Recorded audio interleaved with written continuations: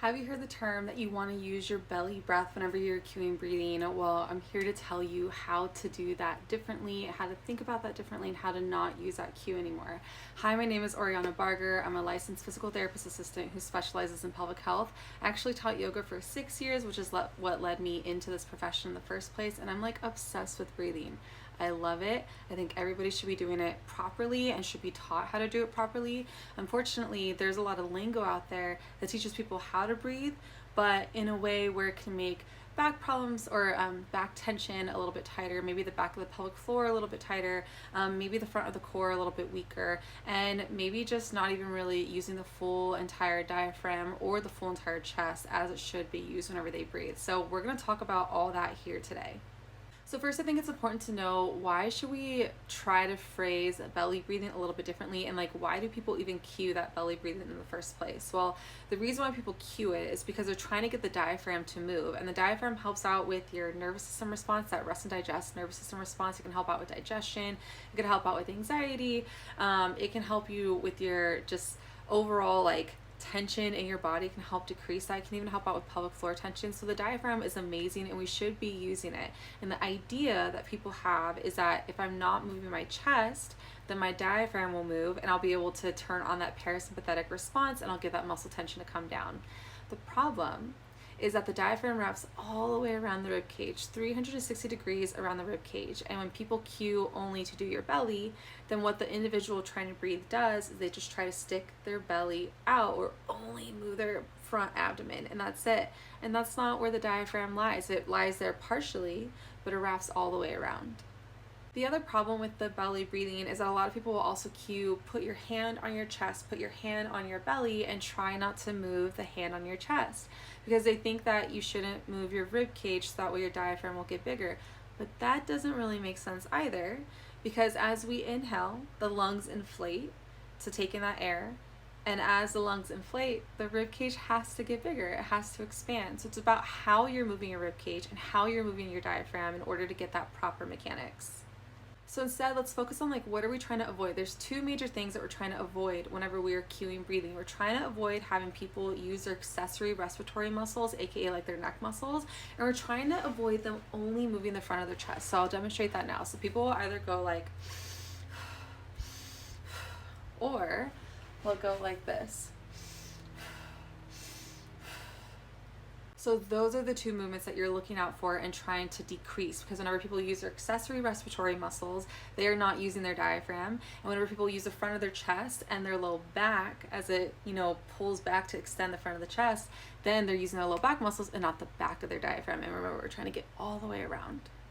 So how can you cue this differently? Now, I think we make it more complicated than it actually is. I would just tell somebody, take a deep breath in through your nose, deep breath out. On your next inhale, I want you to just notice how your belly kind of gets bigger and how it falls back down. And then on your next inhale, I want you to notice how your back is kind of pushing into the bed or the surface that you're sitting on and how it kind of recoils. So we're not saying, oh, I want you to expand your belly. We're just saying, just notice. It's the art of noticing here whenever it comes to breathing and turning on that parasympathetic response. Also encouraging somebody to do a quiet inhale, because that quiet inhale, the diaphragm is part of that quiet respiration. So nice quiet inhale, relaxing the shoulders, relaxing the tongue, and just feeling everything expand, especially from the base of your rib cage and up. One thing I noticed is that people have a really, really, really hard time breathing through their back muscles whenever you cue this, which makes sense, because if we're used to a muscle chronically being shortened and tightened and overused, whenever we try to strengthen or straighten it out, lengthen it out, then all of a sudden it's like, I don't know how to do this. You haven't done this in a really, really long time. And whenever that's the case, we have other ways to try and encourage that. So I'm going to show you those ways right now. I should have pictures right here off to the side, but you can encourage somebody to go through what we call frontal plane rib cage translation, right? Frontal plane side bend, or just side bending. And then as they have their arm up, you're going to have them twist just a little bit. That way they can really expand. And as they inhale, they're going to send that breath. I always tell patients, imagine that breath is going in through your nose, through the back of your lungs, and all the way into that side part of your rib cage. You can teach them to sit in a forward flex position, find the tight spot of their low back, the really, really tight spot of their low back, and have them inhale into that space. And again, it can be really, really, really challenging the first time that people try to do this, but it does get better over time. And some people will even talk about how it makes their low back feel like it's stretching, which is really, really cool, right? So you'll inhale into the space, and again, I say, imagine the air is going in through your nose, through the back of your lungs, through the back of your chest, all the way down into your lower back. So like that segmental breathing cueing. One of my absolute favorites to do, especially if somebody is more in a lordotic posture and they tend to have a ton of low back tension, is to have them breathe over an exercise ball. And they have their belly on the exercise ball. They just let their whole body relax down. Sometimes this is too much of a stretch for people and it does not feel good. And when that's the case, I'll have them lay on a few pillows on a bed instead, so that way it's less of a drastic change. But you have them lay over something that allows their lower back to be in that spinal flexion. And then again, you cue that breathing through the back of the nose, through the back of the lungs, all the way to the low back. And then they just do that a few times. I also love cueing the 4-7-8 breathing. That 4-7-8 breathing, whenever you inhale, it's again that quiet inhale. You are filling up with air as quickly as you can.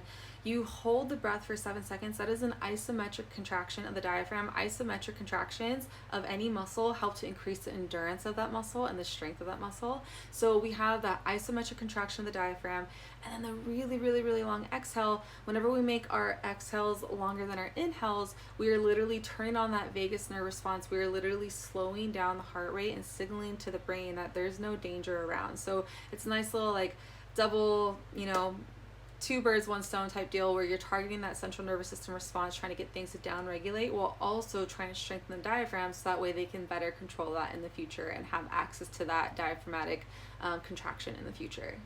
And then my last favorite one is to make the exhales really, really, really, really long. Now, muscles that work opposite each other in the body, like think the triceps and the biceps, they like it whenever one muscle turns off and then the other muscle can turn on.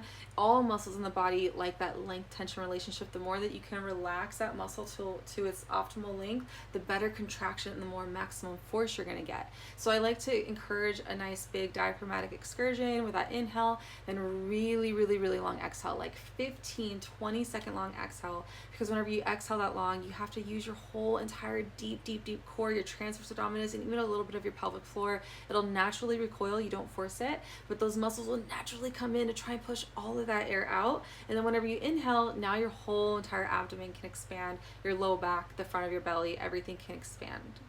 Now I'm just going to guide you through how I teach people how to breathe, just like a little quick, 3 types of breathing that I teach in the clinic all the time. I like to do a cleansing breath first, because that cleansing breath where you let go of all your air, it basically allows you to have a fresh start in order to take more air in. Then I like to do a nice quiet shh or type exhale. That way we can kind of get that jaw to relax, everything just relax in the body while getting all that air out. And the last one I like to do is a pause at the top of the breath and a pause at the bottom of the breath, just to kind of bring people into the moment. So we'll do it here now. Take a deep breath in through your nose. And then open mouth exhale to sigh it out and let it go. Good. Now breathe in through your nose nice and quietly. Feeling your low back get bigger, keeping your shoulders relaxed. And then you'll exhale like you're shushing to be quiet, or like you're blowing out of a straw. So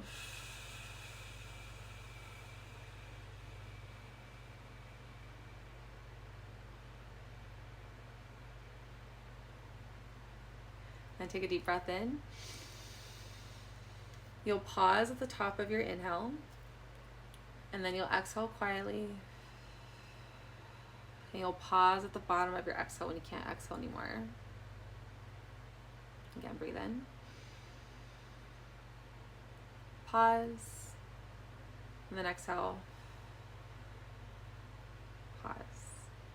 And if you want to rewind that video, you'll see that my shoulders did lift, but it wasn't me lifting up my shoulders. It was my rib cage actually getting bigger. So use the verbiage a little bit differently whenever you're cueing people through the breathing strategies, and I hope that this helps.